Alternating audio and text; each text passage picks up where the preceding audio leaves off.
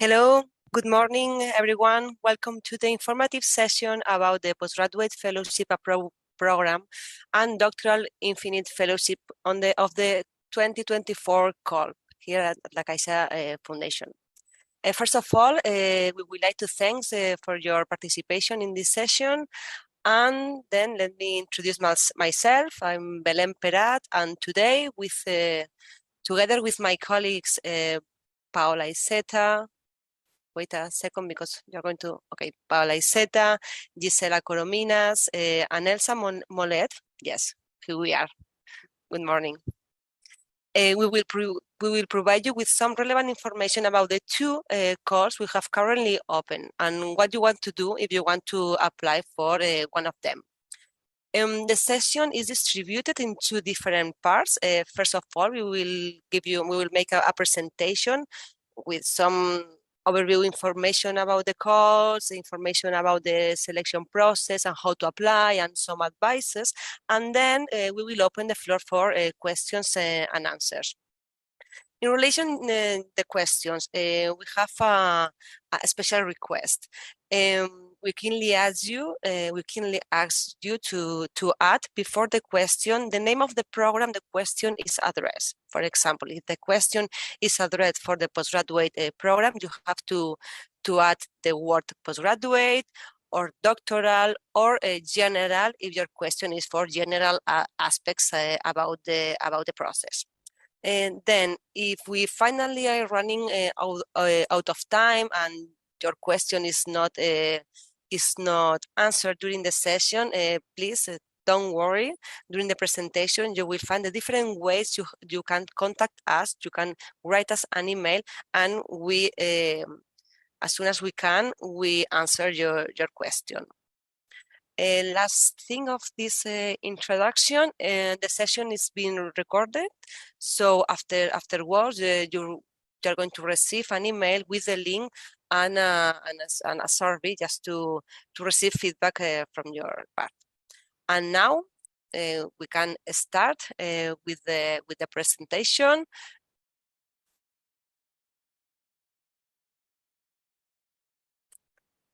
Next, please. Okay, perfect. Thanks. The presentation.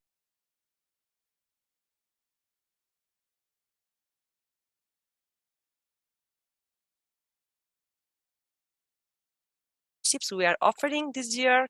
In third position, if are these fellowships very competitive? We also talk about that. Then some information about the evaluation and selection process. And in the last point, we are going to give you information about special aspects about the application, and we also give you some advices to take into account when you are preparing your application. So then, let's start with what is the La Caixa Foundation Fellowship Program? Okay, the La Caixa Foundation Fellowship Program is one of the oldest programs here in La Caixa Foundation. The first call was launched in 1982, and since then we grant 5,982 fellowships.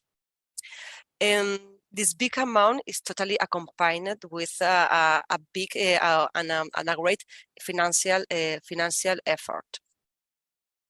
This means that the total investment from the beginning is around 4 million euros. If we are focusing in this particular year, well, honestly, in the last year, in 2023, the total budget was of 31 million euros. This explains the great commitment that La Caixa Foundation has supporting talent. What kind of fellowships are offered? In the 2024 call for applications, we are offering 250 fellowships. These fellowships are divided in 4 different programs. Each program is focused on in a different academic level. First of all, we will find the 50 bachelor fellowships to pursue bachelor studies here in Spain.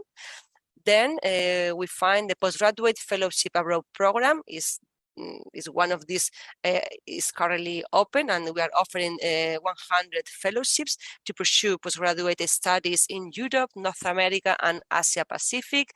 Then we fund 60 doctoral infinite fellowships in 2 different modalities, incoming and retaining. In the next slides, my colleagues, we will give you detailed information about these 2 different modalities, and these fellowships are to pursue doctoral studies in Spain and Portugal. And then for a postdoctoral positions, we are offering 40 postdoctoral junior leader fellowships also in these 2 different modalities. And the postdoctoral fellowships are also devoted to studies in Spain and Portugal. So then let's start in particular with the postgraduate fellowships abroad program. The fellowships are aimed for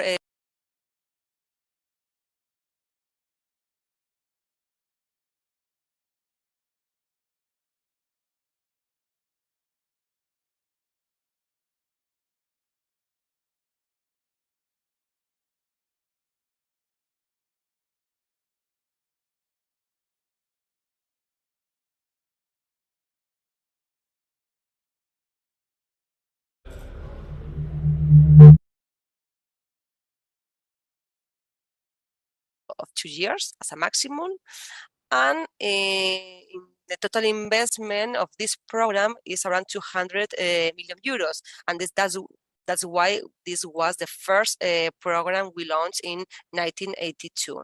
In this sense, the total number of,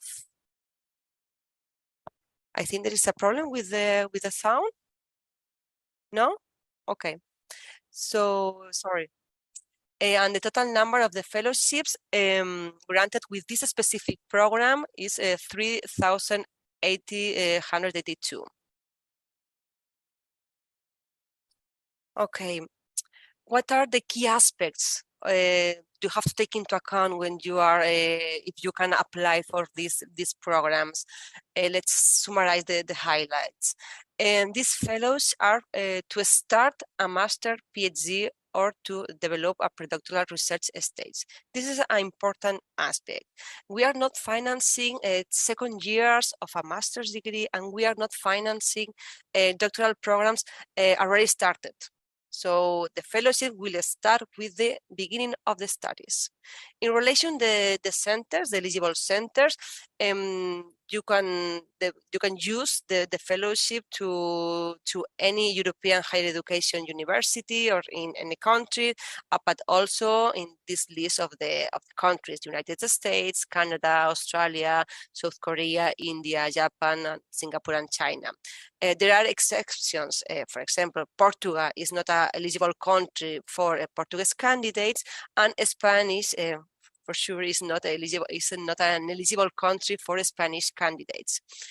What about the areas of knowledge? The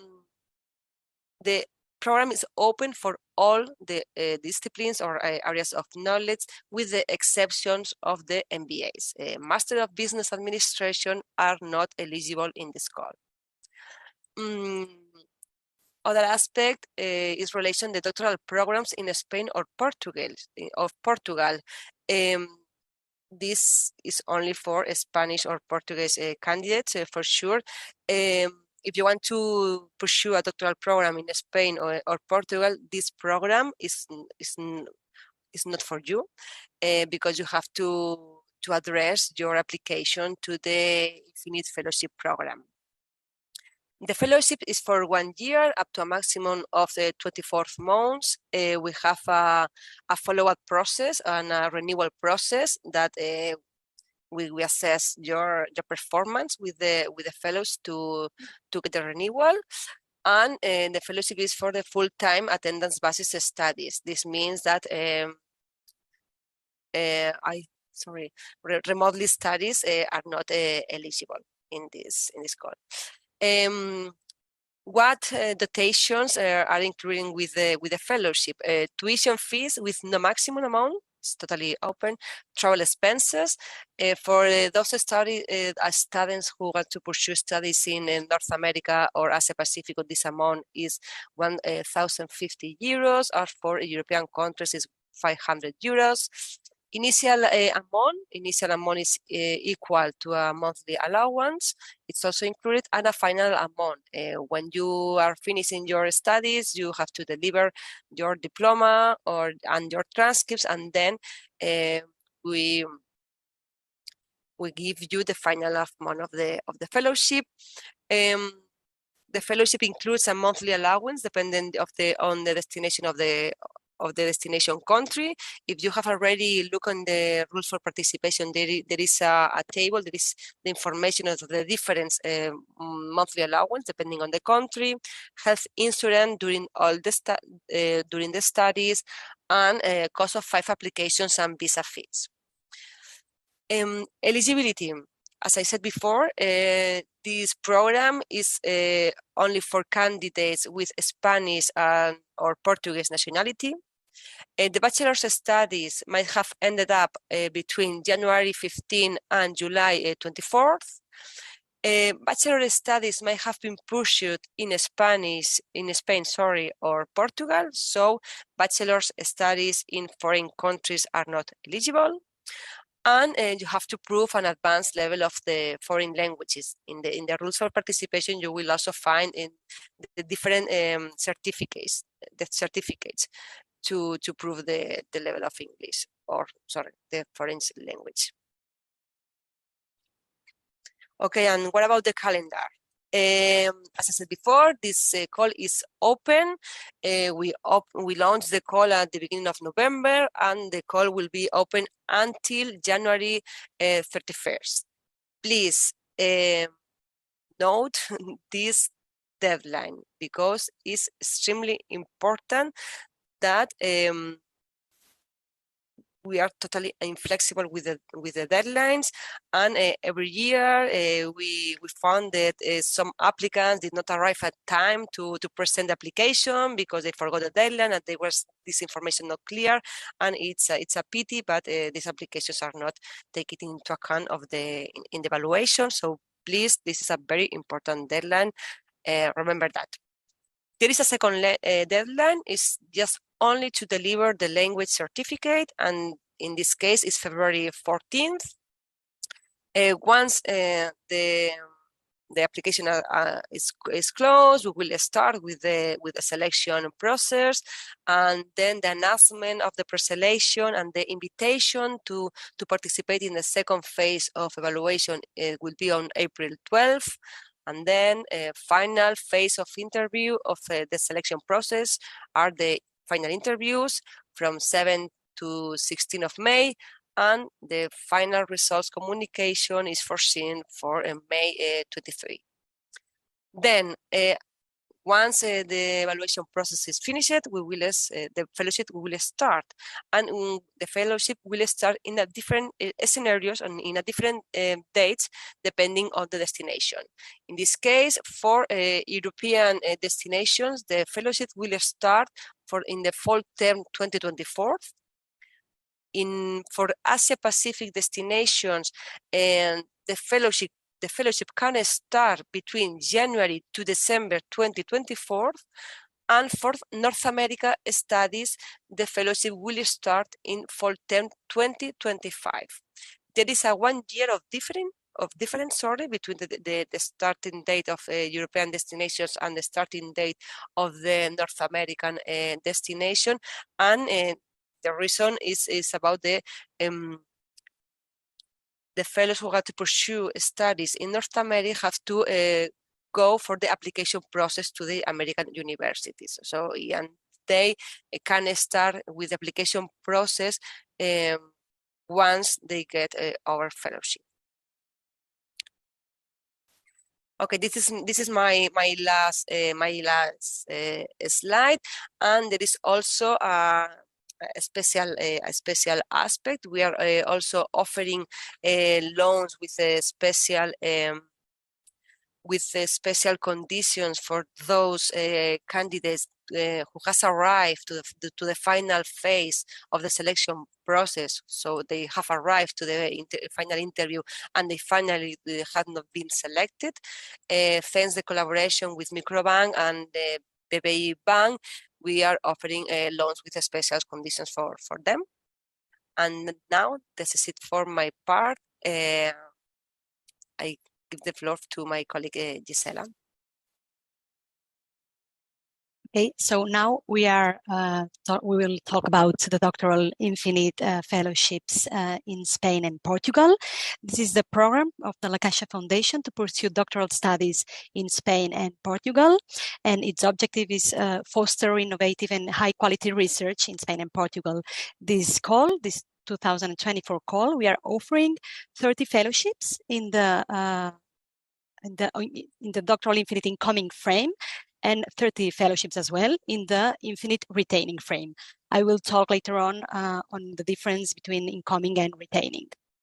There is a new thing this year that this year we are awarding these fellowships with a maximum duration of 4 years. In the last years, the duration has been a maximum of 3 years, but due to the recent changes in the legislation regarding the legislation that regulates the duration of doctoral studies in Spain has changed from 3 years into 4 years. At La Caixa Foundation, we aligned with this legislation, and so we have extended until a duration of 4 years. This duration is a maximum of 4 years, and the fellowship is granted for 1 year, and then it's renewed as soon as we receive the renewal progress reports, and we approve these reports in a similar process as the one that my colleague Belén has explained for the postgraduate fellowships abroad. The average cost per fellowship is 161,200 euros for this whole 4 years period, and we have you can see also here 2 figures that shown the commitment of La Caixa Foundation towards the doctoral research in Spain and in Portugal. In this period of 18 years, from 2005 and 2023, we have invested around 125 million euros for doctoral studies in Spain and in Portugal. And this is translated into 1,718 fellowships for doctoral studies. Now let's have a look into more detail about the features of this program. First of all, we would like to highlight what I have actually already said. This is fellowships. These are fellowships to pursue doctoral studies with a maximum duration of 4 years. And it also includes a training on transversal skills. So it is foreseen that throughout the 4 years of the fellowship, 3 training sessions, 3 residential training sessions will be held. In these sessions, the fellows are delivered courses on leadership, entrepreneurship, scientific communication, well-being, etc. We deliver this soft skills program. That is a kind of another benefit of the fellowship in addition to the funding. Then the fellowship payment amount is divided into these 3 categories, these 3 concepts. The first one is the annual payments. Each year, the annual payment is 35,800 euros for labor costs.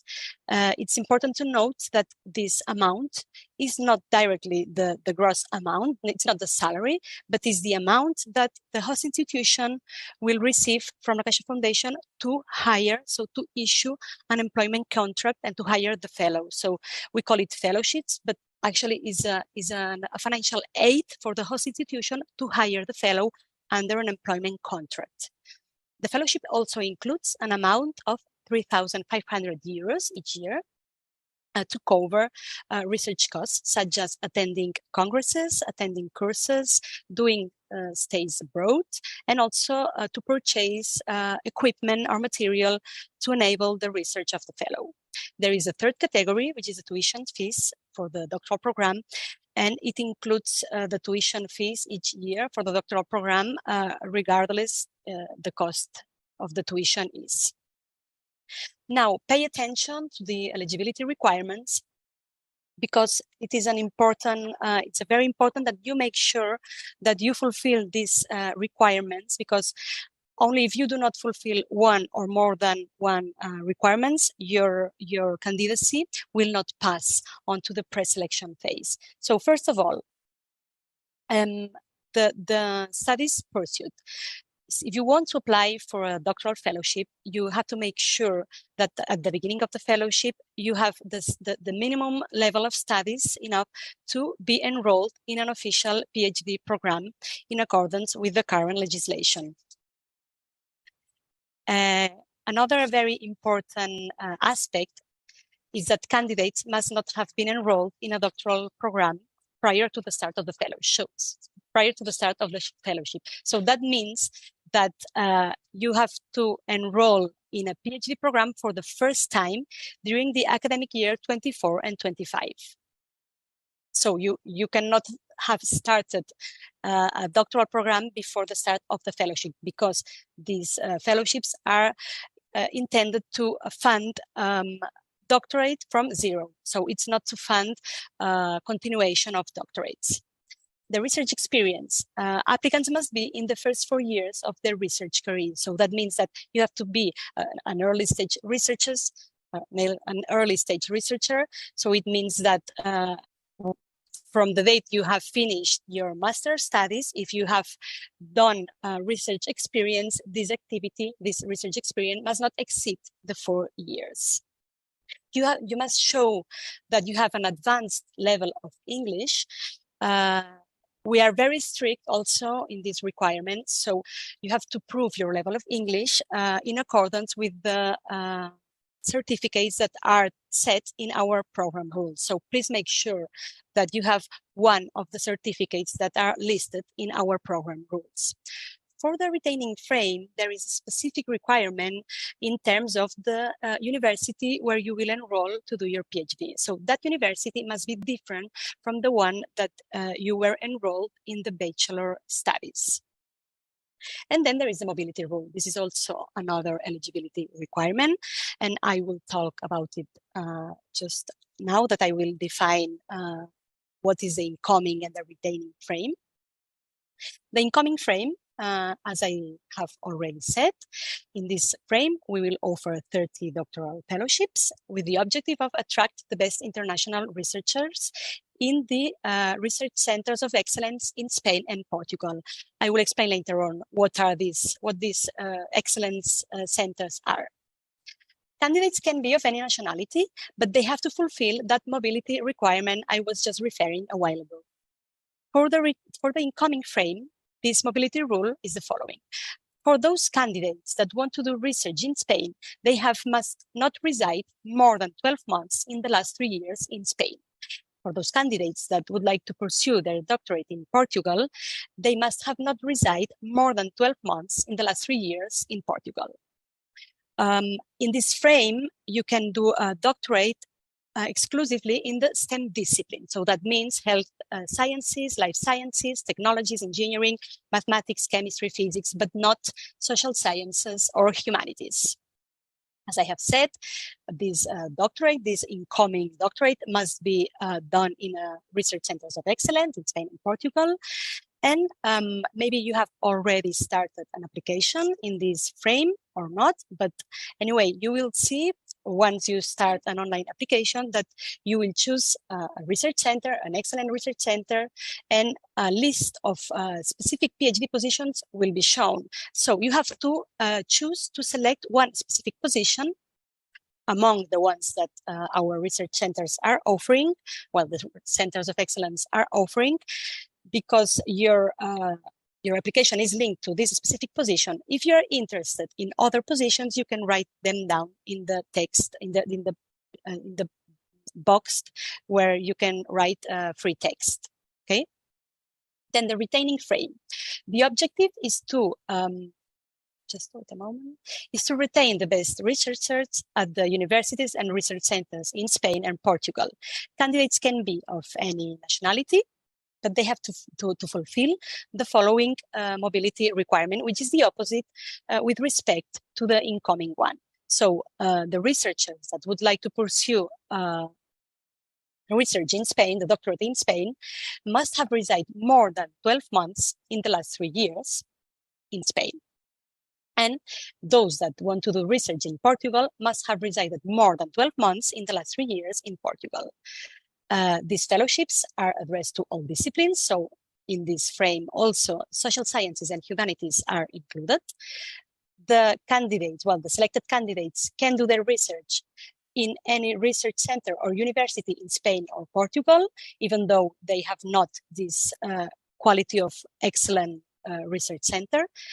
And in this frame, you do not have to choose a specific position, but you will have to write the doctoral fellowship, the doctoral program where you would like to enroll in case you are awarded a fellowship, okay? Just state the doctoral program that you would like to pursue with a fellowship. Then regarding the research centers that I was just telling you before for the incoming frame, these are the research centers that have an excellent seal awarded by the Spanish Ministry of Innovation and Science and the Spanish Ministry of Health. And this year, 32 Severo Ochoa Excellence Research Centers are participating as potential host institutions, 20 María de Maeztu Excellence Units, and 35 institutes, Research Health Institutes Carlos III. In Portugal, there are 74 excellent research units that are offering positions in this incoming frame. Now the calendar. So the incoming calendar, you will see here that the deadline is 24th of January. So as Belén has already mentioned before, we are very strict with the deadlines. So please make sure that you have your application ready to be sent the 24th of January or even better before. Then also here you have a certain extension to attach the language certificate, which is the 7th of February. And if everything is okay with your application and it fulfills all the eligibility requirements, it will pass on to the preselection stage. And on the 15th of April, it is foreseen that we announce the preselection results. Those that pass the preselection phase will be called into an interview between the 27th and the 29th of May. And we will announce the final results on the 7th of June.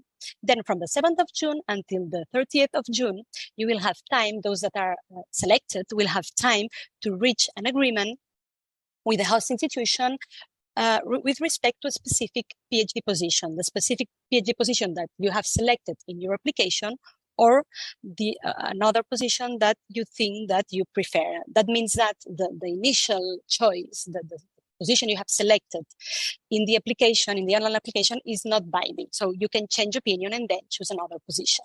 But the deadline to reach this agreement with the host institution is the 30th of June.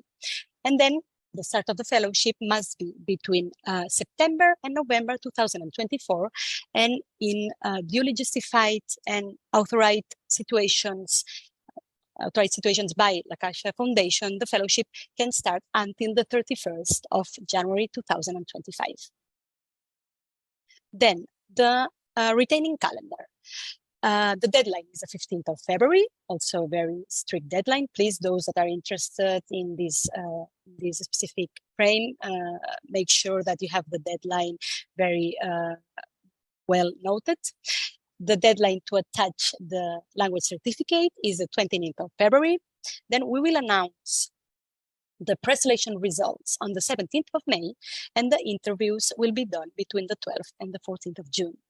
We will announce the final results of the selected candidates on the 21st of June.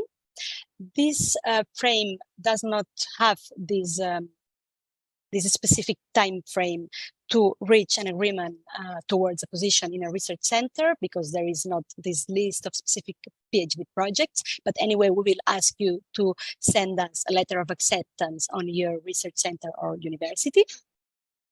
And the fellowship must start between September and November 2024, and also in exceptional situations authorized by the Caixa Foundation, the deadline can be postponed until the 31st of January 2025. Well, we have talked about the funding for the postgraduate broad fellowships, for the doctoral infinite fellowships that we award from the Caixa Foundation, but there are other benefits that we think that are the added value of our fellowships.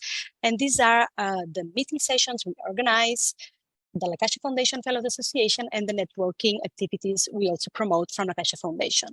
The meeting sessions, I have already talked about the training sessions that are included in the Doctoral Infinite Fellowships, that are these residential trainings that are held at 3 times during the 4 years of the fellowship.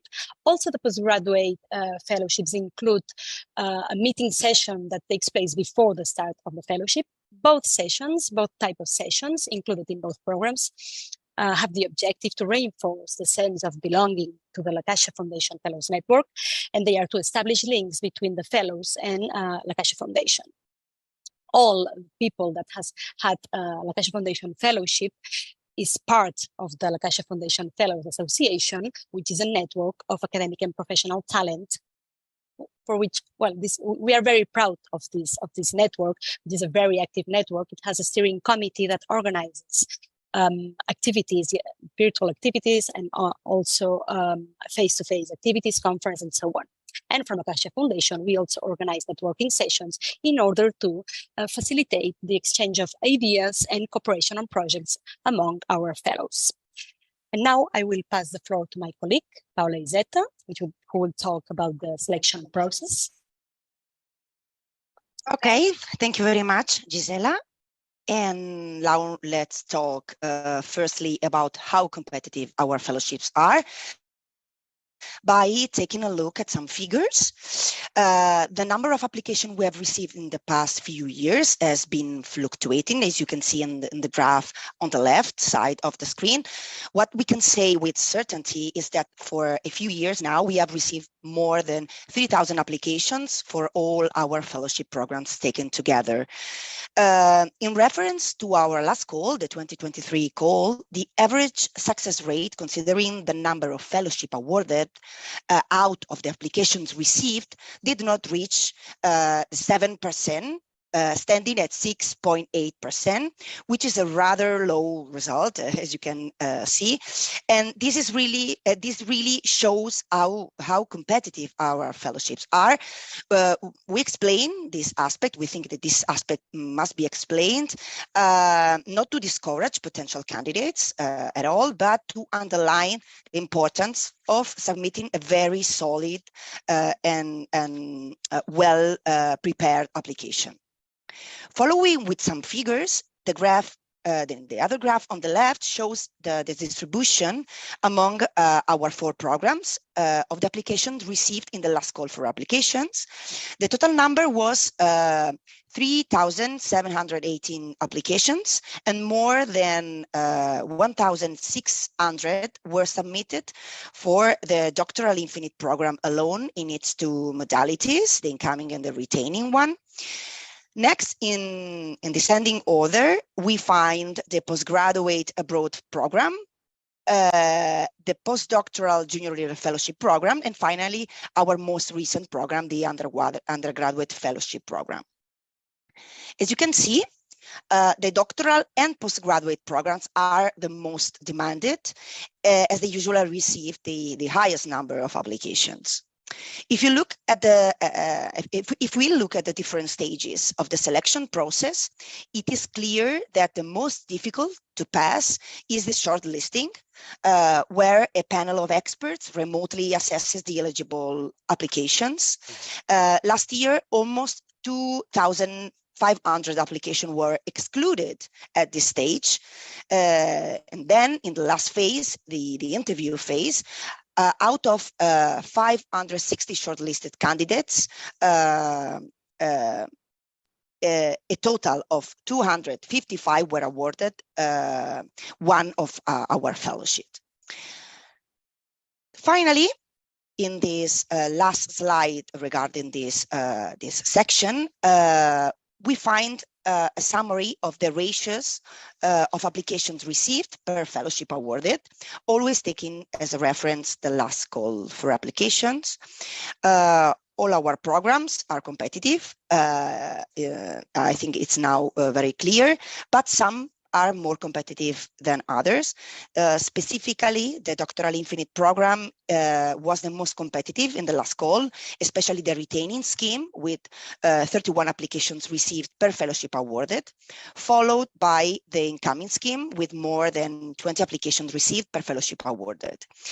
For the Postgraduate Fellowships Abroad program, we received 10.5 applications per fellowship awarded in the last call, which is a better result, but it always means that, as I said before, our program are indeed competitive, but we, as I said before, we don't want to discourage you. On the contrary, we want to emphasize the importance of submitting a well thought out application in order to have a chance of becoming one of the next La Caixa Foundation Fellow. And now let's have a look at the evaluation process, a quick look. Our process follows the recommendation of the European Science Foundation's peer review guide. All information about our process is available on our website, and we also provide all this information to our expert evaluators. For the 2023 call, 486 independent experts participated in our process, and we carefully selected them. The profiles we look for are usually established professors or researchers with a long track record and experience, both in their area of expertise and in similar evaluations process. And they are of any nationality, both Spanish and international. Going back to the evaluation, our fellowship programs, except for the undergraduate fellowship program, have a process consisting of 3 consecutive phases. The first phase is the eligibility check. In this phase, applications are reviewed one by one to check the compliance with the eligibility criteria set out in the rules for participation of the call for applications. It is very important that you read carefully this document for each of our program. The rules are published on our website, so please download this document and read it very carefully. The second phase is the shortlisting. In this phase, each application is evaluated remotely, as I said before, normally by 3 experts from the same discipline or a very similar one of the candidate's field of study or research. And finally, we arrive at the personal interview, the last phase of the process, in which a multidisciplinary committee of experts evaluates the shortlisted candidates through a 20-minute online interview. And from these interviews, the final list of of fellows is drawn up. The experts must score each application for each of the criteria set out in the rules of participation using this rating scale that you can see on the left, which ranging from 1 to 8, with 1 being very poor and 8 exceptional. Candidates must indicate in the application the shortlisting panel by which they wish to be assessed. This is a crucial step because the application will be assigned to one panel or another on the basis of this choice. In the shortlisting phase, panels usually consist of 3 experts, as I said before, in the same or very similar discipline to the field of study of the candidate. The experts evaluate the applications individually and independently. They do not know who the other evaluators are and do not come into contact with them at any time. Once evaluation is completed, the scores are normalized and compared, and if any significant discrepancy between the evaluator scores arises, these applications are sent back to the evaluators to check that no errors have occurred during the evaluation process.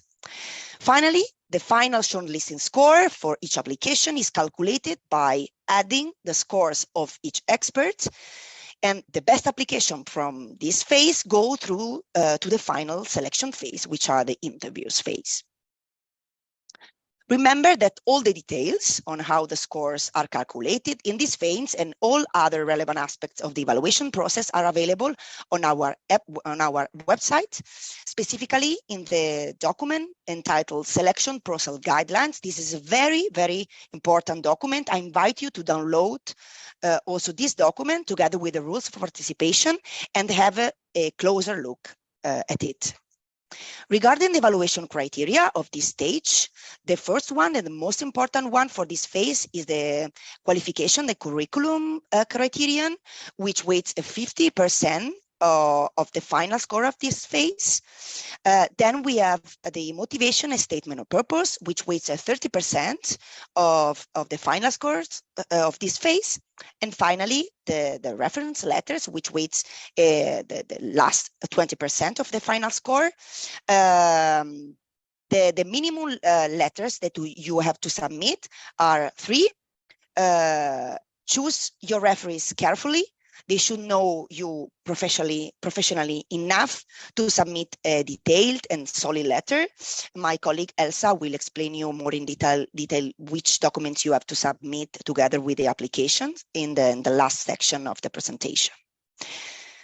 In the final phase, the interviews one, shortlisted candidates are invited to be interviewed by a multidisciplinary expert committee.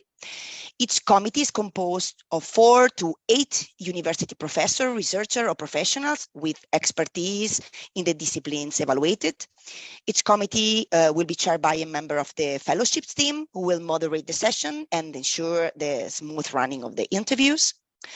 The committees are formed on the basis of a structure divided into 4 areas of knowledge: arts and humanities, social sciences, life sciences, and theoretical and applied sciences, which mean engineering, physics, chemistry, mathematics. In any case, the number of interview committees to be formed may vary according to the program. It should be noted that candidates will be informed of the evaluation results at both the shortlisting and interview stages.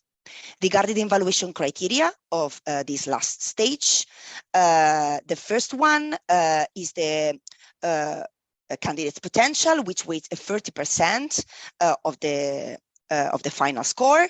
The motivation, a statement of purpose, which weighs 30% of the score, and then again the academic and professional background, which weighs another 30% of the score.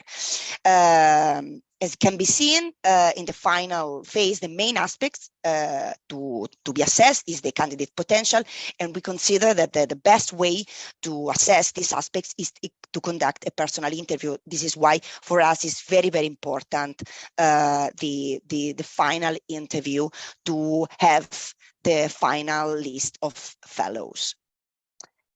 Well, I think that my section, yes, has arrived at its conclusion. I leave the floor to my colleague Elsa, who will explain you how to apply for one of our fellowship. Thank you very much. Yes, so the last section is how can I apply? So here in the screen, you can see the address of the online application form where you can apply for one of our fellowships, and you can also find it in our website. So in the left side, you will see that there are different sections that you must complete, providing different information about yourself and uploading several documents. The green bar indicates to which extent you have completed your application. So when it reaches the 100%, you will be able to send the application pressing the send button. In the studies to be pursued section, you must choose your evaluation panel. It will determine the group of experts that will assess your candidacy. So you are actually choosing your evaluators by making this choice. So you need to be very careful. If you are not sure about your choice because your project is multidisciplinary, you should choose the panel that you think that would fit your project best. You often ask us about this, but we really don't know the answer because you are the ones who know better your project, so it's really up to you. And finally, we will provide you with some advices. please read really careful the terms and conditions of the program and the frequent asked questions.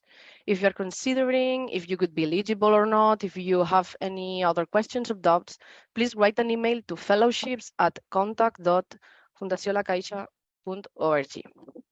Regarding the letters of reference, the first thing that you should do when starting your applications is to fill up the personal data section and then the studies to be pursued section.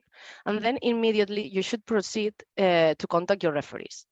You should indicate their names, their surnames, and the email addresses, and they will automatically receive a link to a form in their emails, which they will be able to fill, and then the reference letter will be ready to be submitted. And you will be able to click the send button of your application when you complete all the sections of the form and you receive at least 3 reference letters. If you ask for 5, which is the maximum, you can still send your application, and the remaining 2 will be added to the application as far as they are submitted before the application deadline.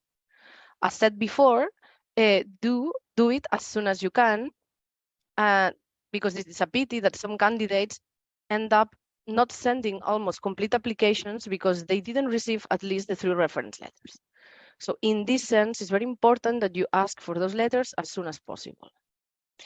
As for the statement of purpose, please be clear and concise, because it can only be 3 pages long. And remember the deadlines. You can find them in the program rules. Start your application and prepare all the required documents as soon as you can. And that's it. Please remember that you can follow us in our social media, in Instagram, Twitter, and here you can also find our website with all the information about our fellowships programs and how you can apply for one of these fellowships. So of course, if you have any comment, questions, or doubts, please write an email and we will reply to you as soon as possible. And now we move on to the last part of our session, which is answering the questions that you have been writing in the chat. Okay, let's start with the questions. The first one is general. Well, good morning. Is the type of language certificate presented evaluated? Are some certificates considered better than others, or is any accepted certificate sufficient? I think I can answer this question. No, in principle, the language certificates are not evaluated. They are just one of the eligibility aspects, okay, eligibility criterion. So if you submit one of the admitted certificates, it's more than sufficient, okay? They are valid, okay? Thank you. Another question for the postgraduate program. I finished my bachelor in 2013, but I have my certificate for photography in independent studies in photography. I finished in 2021, and I was already accepted in the university I want to attend. Am I still eligible? So in this case, if you finished your bachelor in 2013 and you don't have another bachelor finish it in the date that are stated in the program rules, you won't be eligible, because I guess these independent studies are not considered as a bachelor studies. So no. Okay, let's continue with another question for the postgraduate fellowships. Can 2 different applicants receive a recommendation letter from the same person? Yes. So it's common that we find the same reference person from different applications, so there is no problem with this issue. Okay, thank you. Let's go ahead with a question for the Doctoral Infinite program. Is it recommended to get in touch with a potential PhD supervisor before the application? Well, yes, it is recommended. If you can get in touch with him or her, it's better, we think. Actually, I guess that in the program rules, it's already mentioned that if you pass the pre-selection stage, please contact the group leader or the responsible for the PhD position you would like to pursue. So it's a recommendation. Yes, it is definitely. Okay, another question for the postgraduate fellowship program. Do I need to apply for the master that I am interested alongside with the Lacash application? I already have a master. Can I apply? So we have different questions inside this. So first of all, if you have a master, it's not a problem. You can still apply. And regarding the first question, first of all, you don't need to prove in your application that you have applied to any masters. But of course, you have to be conscious about the deadlines of the programs that you want to apply. So depending on the kind of universities, for example, in Europe, it can happen that the times for application must coincide with the time for application to our fellowship. But maybe if you want to go to North America, it's different because you will have more time to apply and you can start the applications once you have the results of our fellowship. Okay, let's move on to the next question for the Doctoral Infinite program. I was enrolled in a doctoral program, but the enrollment was cancelled. Do I meet the requirement of not having been enrolled in a doctoral program? Thanks. Okay, I don't know exactly what is the cancellation of an enrollment means. I'm not familiar with this specific procedure, but anyway, in case of applying to the fellowship and being awarded that fellowship, we will check that the enrollment that you do for the academic course 24 and 25 is the first one. We will check it with the university or whatever, but we will do the procedure to check that actually this is the first enrollment that you do. Okay. Maybe I can add something here. If you want, maybe it's better if you send us an email to our general email, okay? And you can describe a bit more in detail your situation. Maybe we can help you to decide if applying or not, okay? Then another question for the incoming doctoral fellowship program. There is a section in the application process that confuses me. Let's see. In the studies to be pursued part, there is a section for a comment. What are supposed to talk about? Our motivation or the research plan for the project? Okay, I think that you can, I think that this is just below the place where you select the PhD position you would like to do. And so this space, this comment box is where you can add, for example, other PhD positions you're interested in, for example, because the motivation and the research plan, if you have already a research plan, must be detailed in the statement of purpose document. And also in the statement of purpose document, there is like a box where you write a kind of summary of your statement of purpose. But that specific section you say is to explain if you have any other interest apart from the one that you have already selected. Okay, another question, always for the Doctoral Infinite program.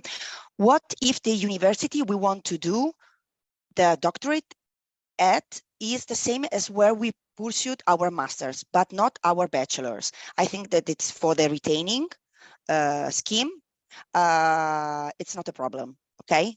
You are eligible in this case. For the postgraduate fellowships program, do the language certificates have an expiration date? No, we are not taking into account the expiration date of the certificate, so you can submit it in any way. Okay, for the Doctoral Infinite program, is it possible to apply again if you applied last year? Yes, it is possible. Okay, if you applied and you were discarded in the, for example, the pre-selection phase, the shortlisting phase, you can apply again. Okay. Just make sure that you still fulfill the requirements, both for the incoming or the retaining. I don't know where which you apply, but make sure that you still fulfill the requirements. Yeah, very important. For the incoming doctoral fellowship program, should we contact the center we are interested to work with? At which stage of the application? Well, it is the same case as before.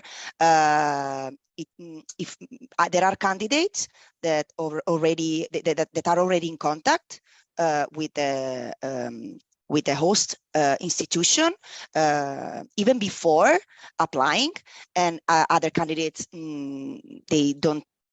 They are not in touch with the host institution, but if you pass the shortlisting stage, we really recommend you to get in contact with your host institution, potential host institution. For the doctoral infinite fellowship retaining, the doctoral program has to be from a different university from the one we finished the bachelor, but can the research center in which we will perform the PhD position be integrated in the university of the bachelor? You know, the important thing is in what university will you enroll in the PhD program, because all the research centers have like kind of relationship with universities. And so you have to check that if you do a PhD in a research center, what university are linked to this research center, and where you can enroll, in what university can you enroll, because this university must be different from the one that you were enrolled when you did the bachelor. So it is the enrollment, the important thing here. Okay, another question for the postgraduate fellowships abroad. Can we consider masters in different countries? For example, my first choice is a program in England, but I'm also considering masters in Holland. Absolutely. This is not a problem. Okay, now a general one. Regarding the teachers' CVs, I think the teachers, you mean the referees, okay? Can we use the ones that are available online? For instance, one of my teachers has her CV already uploaded in English in the Harvard University website. Could I copy it for my application? Yes, I guess so. There's no problem. Of course, you can use the text you can find in a public website. No problem. Okay. Another general one, can we apply to more than one program at the same time? Me? Okay. In this case, in the postgraduate program and the doctoral infinite program, you cannot apply it for those programs at the same time because they are totally incompatible. So you only can apply for a postdoctoral course in the future. So in this case, really sorry, but you have to decide for one of them. Thank you. Now one for the postgraduate fellowship abroad, but maybe it's a quite general one. What are the elements of a successful statement of purpose in the application? This is a $1 million question. I don't know, maybe, do you want me to? Yeah, okay. Belén. Who wants to answer? Okay, no problem. So as Paula said, this is the 1 million question, and we're really sorry because we cannot provide you a specific feedback or specific ideas or comment about what makes a statement of purpose successful. Our recommendation is take your time. This is a very important document. Be clear, and you can also find in our website a specific document with some ideas or this is a guideline on how to do it, and be innovative, clear, describe yourself, describe the program. So this is only the information we can provide you because we don't know. Another advice can be that maybe some professor or expert can help you just to read that and give you advice. For the postgraduate fellowships, what is the format of the interview? well, the last years, the last phase of the selection process is a personal interview with a multidisciplinary committee where the candidate is online and the professors are gathered together face to face. And yeah, it will be like a committee of 5 or 6 evaluators, and it's a 20 minutes interview, and you can find more information in the guidelines of the process that are uploaded in our website. Yes, thank you, Elsa. It is indeed important that you download the document of the selection process guidelines, and there you can find all the details also of this specific stage of the process, which is the interview stage. For the Doctoral Infinite Fellowships, what do research costs cover? Conferences, traveling costs, equipment? Yes, exactly. Conference, traveling costs, equipment, material, all must be always things related or needed for your research, of course. But all these concepts that you mentioned are covered by this research costs amount. Yes. Another question, $1 million question for the postgraduate fellowship abroad program. Can you give us an idea of what a successful candidate's curriculum looks like for a film program scholarship, for example? I don't know, maybe Belen can say something, but I think we cannot help you very much in this aspect. I think that nobody more than you can know how to prepare a solid and well-prepared application for this specific discipline. I don't know if you want to add something, No. Belen. No, I think it's clear. Yes. Yeah. Another general one, will you send us the slides? Will the slides be available? You will be able to see again, to watch again the streaming on YouTube, but I'm not sure if the slides will be available. I guess not, but you will have the chance to watch again the recorded streaming video on YouTube. For the postgraduate program, can we apply to the postgraduate fellowships if we have a bachelor's which was given its equivalence by the Portuguese Ministry of Higher Education? So I understand that you have your bachelor studies are coming from Portuguese government, so of a Portuguese higher education center. So I think in principle that yes, because I suppose that you are a Portuguese candidate for sure. So if you want, I recommend you to send us an email, upload the document, then we have to have a look and we will give you an answer by email. It could be better, I think.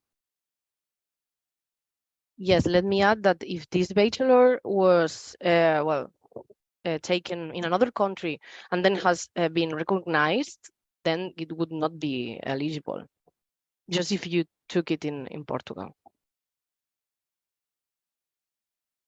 Okay, now a general question. In case you get selected for the postgraduate fellowship, will you still be eligible for the doctoral one? Well, if you are awarded a postgraduate fellowship and you spend the time in North America or in UK with this fellowship, you will not be able to apply for the Doctoral Infinite Fellowship, okay? But maybe in the future, you will have the chance to apply for the Postdoctoral Junior Reader Fellowship, okay? The Doctoral Infinite Fellowship and the Postgraduate Fellowship exclude one another, okay? But of course, you will be able to apply for the next stage, which is the postdoctoral stage of the scientific career. For the PhD incoming fellowship, can I apply to more than one project, like physics and mathematics? Well, you have to select just one PhD position because you will see that the application just allows you to select one PhD position, but then in the comment section, you can also express other interests that you may have. But then if you pass all the selection process and you are finally a selected candidate, you have to choose one specific position. Okay. Again, for the Doctoral Infinite program, can letters of reference be written by PhD supervisor or co-supervisors? Well, I can answer. They can be written by the PhD supervisors, the potential PhD supervisors, but we don't recommend it because these are reference letters that should talk about you professionally, okay? And if the PhD supervisor doesn't know you, cannot talk about you, about your background, about your potential in the letter. These are not support letters of support. These are reference letters. So please be sure that any reference person who will write your letters know you enough to prepare, to submit a solid reference letter. For the infinite retaining fellowships, to what extent or detail should a research project be proposed in the statement of purpose? Okay, this applies also to the incoming frame. So in the statement of purpose, you are not supposed, it is not expected that you explain a detailed research project, because we are aware that you may be, well, you are like in the beginning of your scientific career, and at this stage you do not know exactly what will be exactly the scientific research plan. But if you already know it, you can write it, but it's not necessary. It's not a requirement to have a clear research, scientific research plan.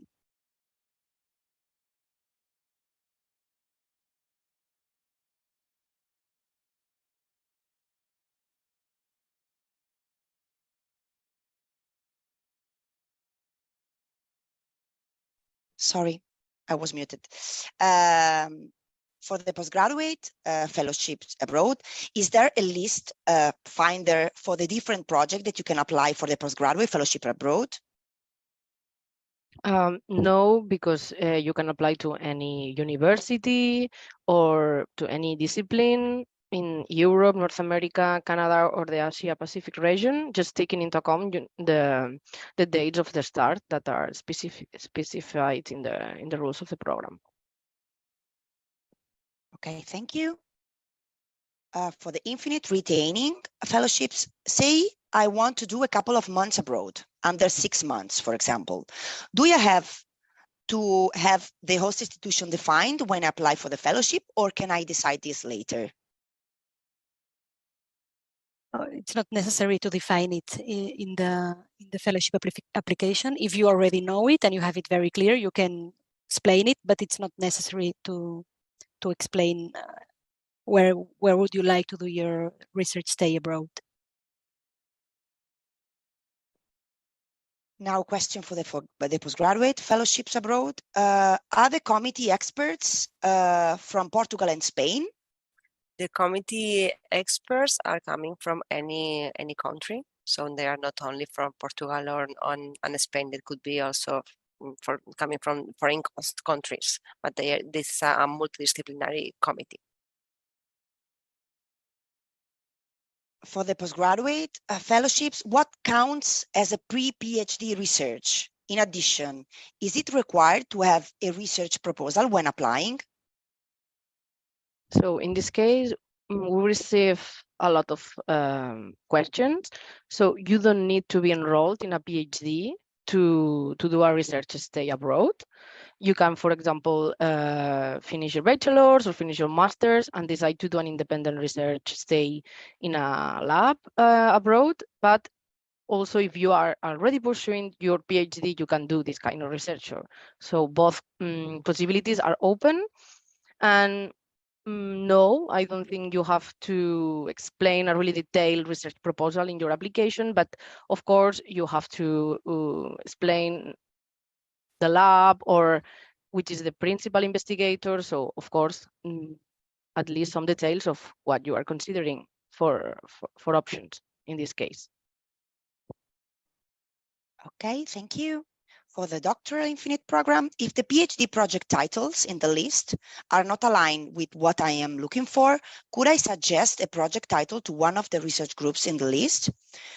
Well, I think this specific question is for the incoming frame. Well, the answer is no, you cannot suggest your specific preference for the PhD position to a center. You must choose your future PhD project among the ones available in the Finder. There are many different projects. Some are more general, some other are more specific, but maybe you can find one more general, okay? And afterwards, if you get the fellowship, you can specify more with the supervisor, and maybe you can meet together your preferences. This is the only way I think I can help you in this sense. For the postgraduate abroad fellowship, are the tuition fee costs related with the eligibility for the fellowship? I think I understand the question. So we are not taking into account in any process of eligibility in the evaluation process the cost of the fellowship. Even the tuition cost or the monthly cost, we are not taking into account in the eligibility or in the evaluation this kind of aspects. So you can apply independent on the cost of the studies you want to pursue. So. Okay, thank you. For the Infinite Retaining Program, are the bachelor's degree scores decisive? Well, important for being preselected? Also, can we join to the application artistic portfolio? Well, the scores of the bachelor are taken into account, of course, and as well, Paula has already explained the shortlisting and the interviews process, that you will see in the guidelines that in the shortlisting phase, the qualifications is a 50% of the score, so it's very important. Sure, you can. Well, we invite you to have a look, as we have already mentioned, to have a look to the evaluation guidelines, just to have a more clear idea of what is being evaluated. And regarding the application artistic portfolio, there is a space in the online application where you can add a link to your to web page or videos, and you can add this information in this specific field to add this kind of information. Yes, just to add that regarding the evaluation criteria, in this document, the selection process guidelines, you will find a detailed description of each criterion, okay? And you have to take into account that the experts will use this description of each criterion to evaluate your candidacy. So it is very important that you know beforehand which are the criterion to be evaluated, so you can prepare your application accordingly. Regarding the postgraduate fellowship program, the next question is the following. Considering that I will only complete my bachelor's degree in June, regarding the grade credit registration, should I submit the grades I obtained in the 2 previous years, or should I also include the grades for this semester? So when you are uploading the documents to your application, you have to upload your transcript of records in the state that it's up to date. If you don't have in this moment the grades of this semester, it's not compulsory to upload it. Just put the transcript of records that you have now, the most updated possible, and then if you are awarded the fellowship, we will ask you, of course, the complete transcript of records. Now a general question, do the reference letters need to be written in English? The answer is yes, they need to be written in English because the evaluators are from any nationality. They don't necessarily know Spanish or other language. So please give them this instruction, this recommendation to write the letters in English. for the fellowship abroad program, is there a preference towards La Caixa's bank users? Should it be proved in any way in the application process? No, at all. There's no quota or preference in this sense at all. Regarding the next question, it is a general one. Do the referees' CVs have to be in CV format or more biographical? They can be as you prefer. Okay. Please be concise. Just put only the relevant information, the one that can be important to assess the reference letters, and that's it. Okay. For the Infinite Fellowship program, do the jury members change every year in both phases, previews and interviews? Yes, the members change every year, especially in the interview stage. In the shortlisting stage, we normally change at least 30% of the experts participating in the remotely in the shortlisting stage. For the Infinite Fellowship program, could you please explain further the labor cost covered? How much can we anticipate for a monthly budget stipend? Well, I think that it's better to address this question to the host institution where you would like to do the PhD, because it depends on your situation, on the institution, or on the country where you would like to do the doctorate. So we recommend you, as the contract will be issued directly by the host institution, they know more than us how this 35,800 euros will be transformed into the gross salary. Okay. Okay.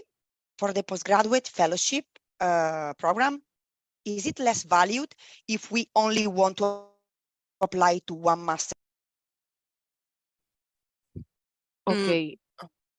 No, we always recommend you to apply to different masters, not because it's less valued, but because it gives you more possibilities in case that you are not admitted. Of course, you can try only to one option, but I think this is not what we would recommend you, but we don't think that this would be less valued.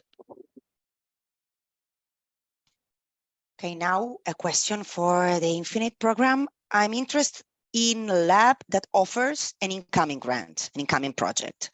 Could this lab apply at the same time for a retaining grant? I am talking from the BOSS lab perspective. Well, yes, if the BOSS or the lab can host more than one PhD researchers, for us, there is no incompatibility with respect to this situation. Yes, just to add that in this case, it is not the lab that applies to the fellowship. They are the candidates applying to our fellowships, but of course, a lab can host an incoming fellow as well as a retaining fellow in the same lab. That's no problem, okay? As long as the candidate fulfill the eligibility criteria, there's no problem from our side. For the incoming fellowships, doctoral fellowship, can I apply to institutions in both Spain and Portugal within one application? No, you can only apply for one institution and one specific position. Then you can add other positions you would like to, but you have to apply for one institution in Spain or in Portugal, depending on your situation with respect to the mobility rule. Just take also this into account. Maybe you have not lived in Spain or in Portugal, so that in that case doesn't matter, but please just one institution for one application. Yes. Exactly. You cannot apply twice, okay? You cannot submit 2 applications, but for example, if you are thinking about incoming scheme, okay, you can put as the first choice, for example, a Spanish institution, okay? And then you could put in the comment section, in the comment box, you could put that you have a second preference for a Portuguese institution, and you can also detail the specific position, okay? But you cannot apply twice.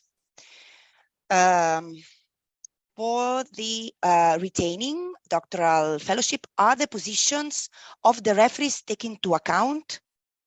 I think that maybe you are thinking about, you are referring to the curriculum of the the CV of the referees. Well, of course, the background and the recognition of the referee can be relevant, okay, for the experts assessing your candidacy. But in my view, it is more it is more important that the reference letters is written, is well written, that talk about you in a specific way, than the relevance of the CV of the referee per se. Okay, I think it's more important. It's more important the quality of the letter than the person writing the letter. Okay. Then for the Doctoral Infinite Fellowship again, regarding reference letter from PhD supervisor, is it okay if the PhD supervisor was the master co-supervisor, or would you still not recommend it? I think that in this case, I think that go ahead. Okay, it's okay, because I guess that your master co-supervisor can know you enough to write down a very good reference letter. If you consider that this co-supervisor knows you enough, please request a reference letter from him. Now we are entering in the last 10 minutes of questions, okay? I remind you that if your question is not answered during the session, you can just send us an email, and we will reply to your query as soon as possible. Okay, the next question is for the Doctoral Infinite Fellowship program. In the comment box of studies to be pursued section, should I mention that I'm the final selected candidate of that position? I'm not sure I'm understanding this question. I do not understand exactly that question. Maybe you can write us an email, because when you write your application, you do not know if you will be selected. So maybe we are not understanding very well the question, but send us an email and we will analyze it and answer you. Yes, I totally agree with Gisela. Please send us an email. For the Doctoral Incoming Fellowship, my country speaks English officially, but not enlisted on the exemption list. How do I have proof my eligibility? So if your country is not in the exemption list, you're not exempted from presenting the language certificate. So you have to attach a language certificate among the ones that are in the rules. Okay. There are some of them that are really easy to submit. Okay, for example, the Lingua Skill or the Duolingo, they are quite easy to be taken. So we recommend you to check the list. Okay. A general one. For reference letters, do you give more importance to referees who have had close contact with the candidates, or referees with a strong academic or professional background? But I think I answered to this question. I don't know if one of my colleagues can want to add something, but I think that this question was already answered. And the next one, for the Doctoral Incoming Fellowship, are the 30 fellowship awarded regardless of the research field, or are they divided between, for instance, biology, physics, medicine fellowships? Well, yes, the distribution of the fellowship to be awarded by each committee, it depends on the application we have received. It is proportional. So it is decided once we have received all the applications. This is when we know how many fellowship will be awarded for each area of knowledge. If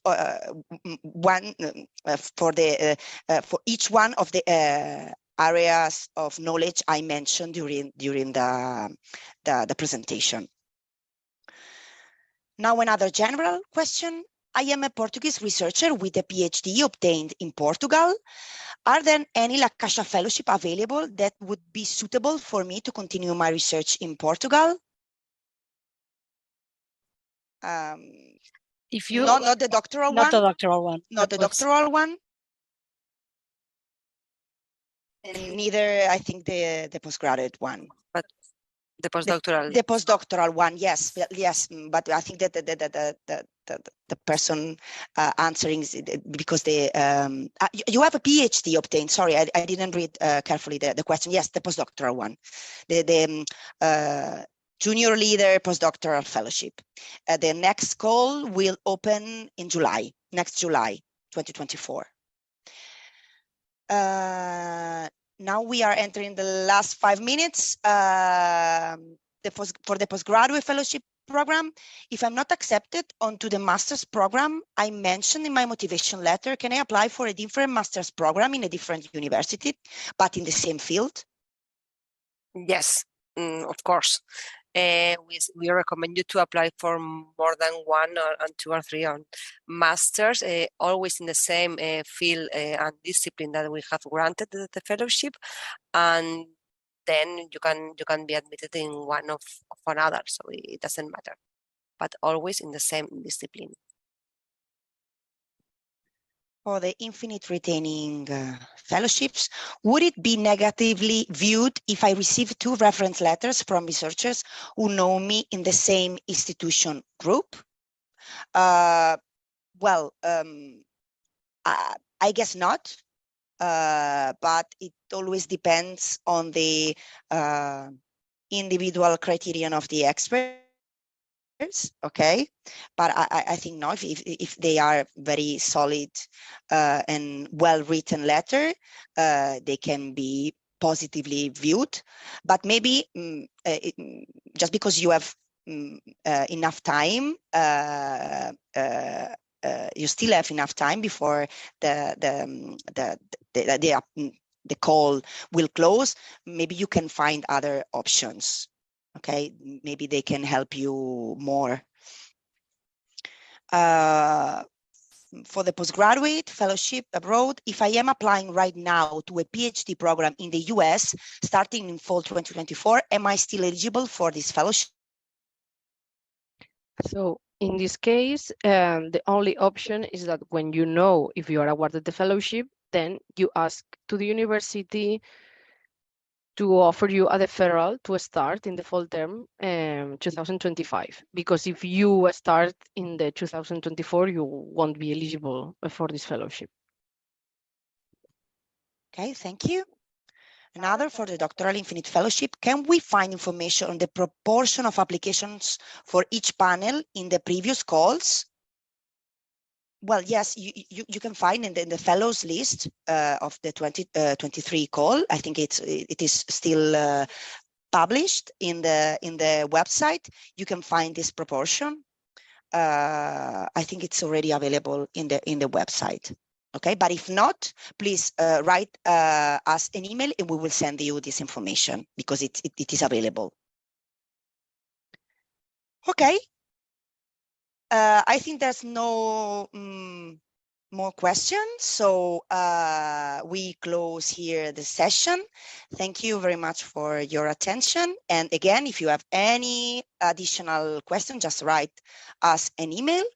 And that's it. Good luck with the application process. Bye-bye. Bye-bye. Bye.